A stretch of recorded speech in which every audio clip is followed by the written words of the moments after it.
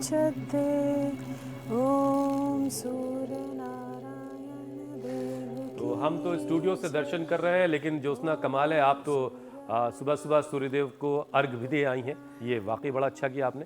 देखिए हुसैन, आज छठ है, महापर्व है, सूर्य उपासना का त्योहार है, तो मैंने सोचा आज शो से पहले क्यों ना भगवान भास्कर के दर्शन कर लूं, और दर्शन करने जा ही रही हूं तो अर्घ भी दे लूं। क्या बात है।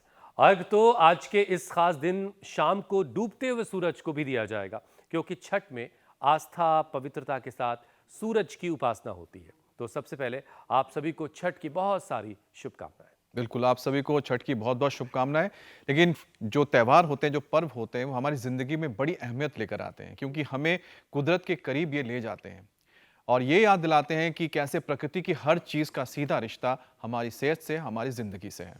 चाहे वो हवा हो, पानी हो या मिट्टी ही क्यों ना हो, या फिर सूर्य की रोशनी, सेहत के लिए ये सब बहुत जरूरी है। वैसे छठ के इन रिचुअल्स के पीछे तो पूरा का पूरा साइंस है, जिसे योग गुरु स्वामी रामदेव भी कई बार हमें समझा चुके हैं। बिल्कुल ठीक बात है जिसने आपने बिल्कुल पते की बात बताई है। हमारे शरीर पर प्लैनेट में जो प्लैनेट है उसमें मौजूद तमाम चीज़ों का जाने अनजाने असर पड़ता है, क्योंकि हमारा शरीर इन्हीं एलिमेंट यानी पंच तत्व से मिलकर बना हुआ है।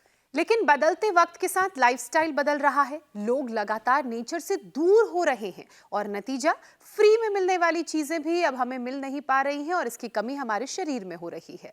अब विटामिन डी को ही ले लीजिए, भारत में 70 से 80% लोगों में इसकी कमी है और विटामिन डी कम हुआ तो B12 का इम्बैलेंस होना तय है और इसके साथ साथ कैल्शियम की भी कमी बड़ी आपके लिए परेशानी बन जाती है। जबकि इन सब का इलाज बहुत आसान है और वो है थोड़ा कुदरत के करीब जाइए, थोड़ी देर धूप में बैठिए और हर दिन योग कीजिए।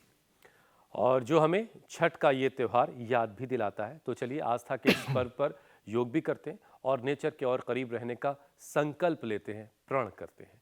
और ये सब कुछ कैसे होना है, कैसे किया जाना है, तो स्वामी रामदेव अगर आपको गाइड कर दें तो फिर कहने क्या है। स्वामी जी से आज हम जानेंगे कि कैसे प्रकृति के करीब रह के खुद को सेहतमंद रखा जा सकता है। स्वामी जी प्रणाम। प्रणाम स्वामी जी, सुप्रभातम। बहुत बहुत प्रणाम। और देखो, छठ की आपने भी शुभकामनाएं दी और हम भी सभी को छठ पर्व की शुभकामनाएं देते हुए, जिस प्रकृति और संस्कृति के सनातन शाश्वत सत्यों के हम उपासक हैं,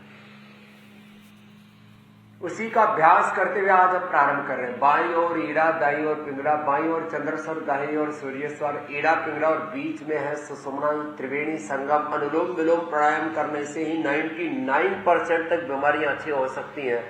और अग्नि सोमात्मकम इदम जगत, अग्नि और सोम दो ही प्रधान तत्व इस जगत के। एक है अग्नि मन शौर्य वीरता पराक्रम और दूसरा है सोम मन शांति सुख संतुष्टि तृप्ति, अंदर से कृतज्ञता और पूरे अस्तित्व के प्रति एक सामंजस्य। तो ये अनुलोम विलोम प्राणायाम तो जो कुछ भी नहीं कर सकते वो यहां से करना।